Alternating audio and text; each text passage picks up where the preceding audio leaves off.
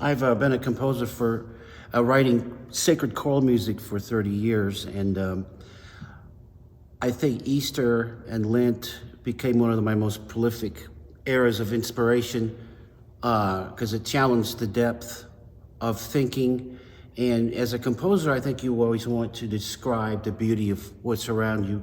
I have a symphony based on trees, the aspens or the pine trees and the wind coming through. And I've got music of animals, rivers, floods is always, a source of inspiration. The solar eclipse of 2017 was a very haunting experience for me. I wrote some haunting pieces about that. This piece is called Behold the Savior, and it describes my take on what the crucifixion was about. And my friend Brent has shown me this photograph. It's of a painting. And what's going on here is the Roman soldiers are crucifying him, and the Lord, if you could see his expression, is like one of pity. And I think the most haunting and disturbing things about this is he's saying, Father, forgive them, for they know not what they do. And if that doesn't move you, then you're unmovable.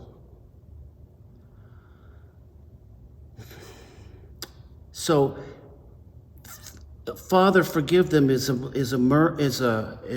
Latin Mass, or the Roman Catholic Mass uses that biblical text, and they use it, of course, in Latin, which is Kyrie, Eleison, and then they change it to Christe, Eleison. Lord have mercy, and then Christ have mercy.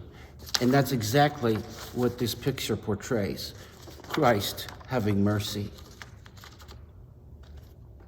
And so that I have the melody. I started up high, like a cross on the hill.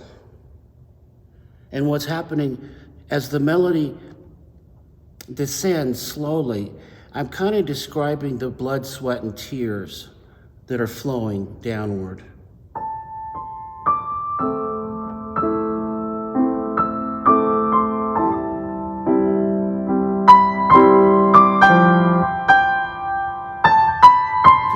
Drifting downward.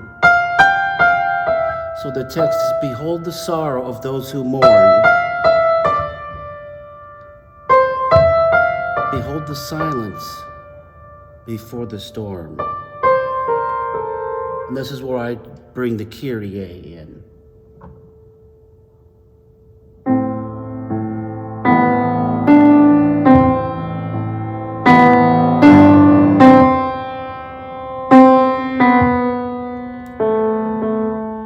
Basically the song's structure.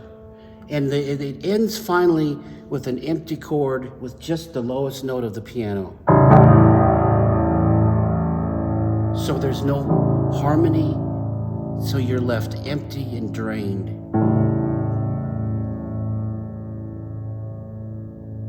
Like I said, if that doesn't move you, you're unmovable.